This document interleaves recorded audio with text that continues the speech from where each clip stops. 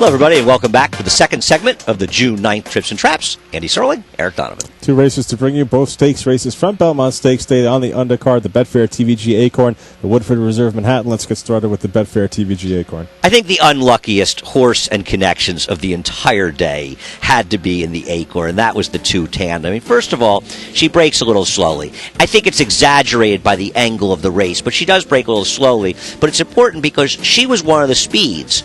She ends up back to last here, and it was an absolute crawl fest on top, which enabled Champagne Doro, the almost 40-1 shot who won the race, to wire the field. Imagine if TANDA had broken outside of Champagne Doro and broken cleanly, where she would have been and how much she would have won this race by. It would have been a much different story, at least in terms of how the pace was run here. And, of course, you could make the case that if she got a clean break and was up there, she probably would have won the race. TANDA driving up in between horses now, beneath jockey Mike Smith, but there's not going to be enough room there, and he's going to have to steady her once again. Yeah, I guess his instincts were okay at this point in trying to get into it and save some ground.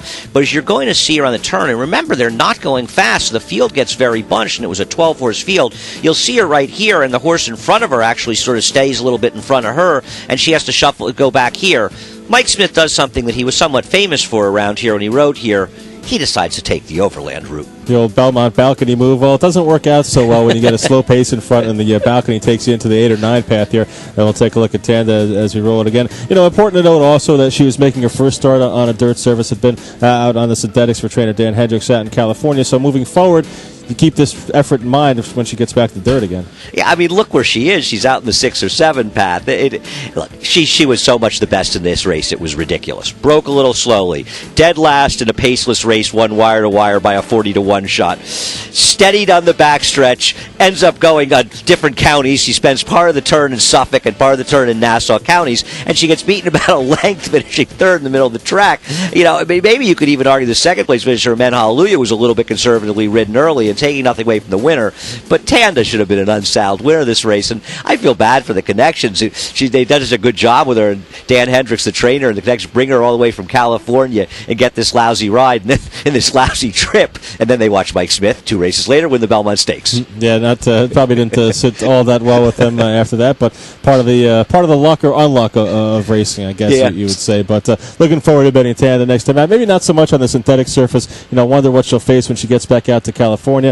But going up against 3-year-olds in the dirt, you'd have to think that she's going to be very live and you know, might get a little bit overlooked because she probably should have won this race and probably should have earned a better figure than what she had. They could cut her back to 6 furlongs, run her in her Prioress in 3.5 weeks, 4 weeks from this race, and they certainly should be bringing her to Saratoga for the test at 7 furlongs. I don't know who else shows up. She's a serious racehorse. Well, let's take a look at some more serious racehorses. We're going to look at the Woodford Reserve Manhattan now, the race before the Belmont, race number 10. A lot going on in this race, but a lot of it doesn't happen until the stretch, so we're going to just pause it pretty soon here, identify all the horses so you get to know where they are, and we'll just kind of chatter it up as they make their way down the backstretch and around the first turn. The racing really starts, at the end of the far turn here. Right. We've got Ponti on the inside, Pinckney Hill, Grand Couturier, and of course Just As Well. Now, it was a very fast course, and the pace was relatively tepid, even though Jet Propulsion, not surprisingly, finished right at the back of the field. Just As Well was a little closer than I thought he would be. Pinckney Hill, I thought, had a very good trip and maybe a little bit of trouble, but overall a very, very good trip. Pinckney Hill probably too close. Ponti does a very good job of settling back, maybe a little closer than he often is, but not particularly. He's where he wants to be. Grand Couturier is all the way in dead last, and Grand Couturier, I thought, ran surprisingly well and given a no-shot trip in this race, all things considered, because the rider made a mistake going into the stretch. But I also thought that Just As Well, in some ways, was the one that's sort of most interesting coming out of this race for a number of reasons. One, because he ends up being closer to the pace than you expect to be for the second time in a row, and also because he has trouble in the stretch, and I'm not quite sure at least one horse ahead of him wasn't disqualified. Yeah, it was a tricky stretch situation, a lot going on, some horses getting shut off, some horses getting steady. Why don't we pause it again and show you where everyone is? There's Ponti. Yep, and there, of course, is Pinckney Hill. We've got Grand Couturier away in the back of the pack, and right here in about 5th between horses is Just As Well. And Just As Well sort of gets a little, I don't know if shuffle's the right word, but he never has a particularly clean, comfortable trip, and when he starts to rally in the stretches, we'll see in a little while, he's got expansion on his flank, he comes in on him, Take the Points might have come out inside of him, he's the gray horse who's 4th right now on the inside. Ponti will have a little bit of traffic here, but he's an old pro, and he does a great job, you'll see in the stretch weave between horses, and look, you're going to have to watch this again. We can't show it. We can't keep going back for it. A lot goes on, but I think ultimately it was a smoother race than a lot of people thought.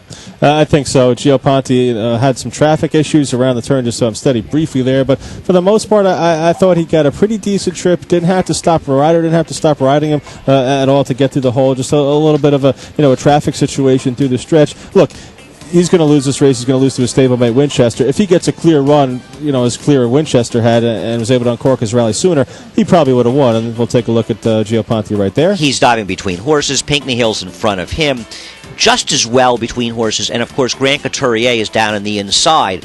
I thought it was a big tactical error by Alan Garcia deciding to go inside on Grand Couturier. You'll see Winchester, the one who took the clear overland route and he didn't lose much ground, wins the race. Grand Couturier had an opportunity to go around the stretch, and even here you see Garcia goes inside of horses, and maybe Grand Couturier doesn't have it that much, as much as he used to, but boy, I would love to have seen him take the overland route and try to go around horses. What I want to point out, though, here is Just As Well. Just As Well is... There's expansion to his outside. This is take the points when he's made the lead as they bunch. And you saw it on the pan. Just As Well steadies out late in the race, and it's clear as day on the pan. So you have to ask yourself what happens. Well, I think expansion is hurting him in. Perhaps take the points comes out a little bit, but there's no question right in here. You can see he's absolutely getting bumped around and squeezed. Now, look. Maybe you watch that and you say, I'm not sure what happens. I don't know. Maybe Just As Well caused some of the problems. I don't think so. He was either herded in or bumped from the inside.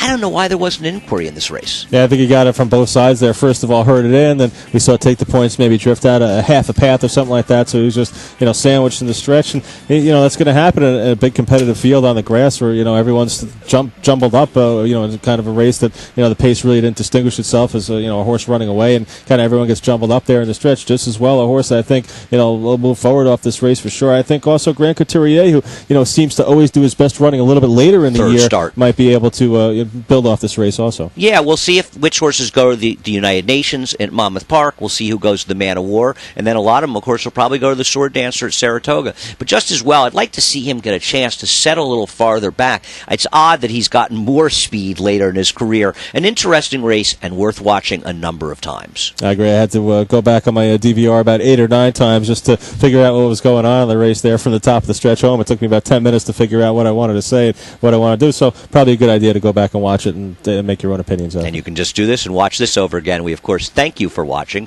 We love hearing your thoughts, trips, and traps at NYRAinc.com. Keep the emails coming. Keep giving us some help, and we'll see you next week.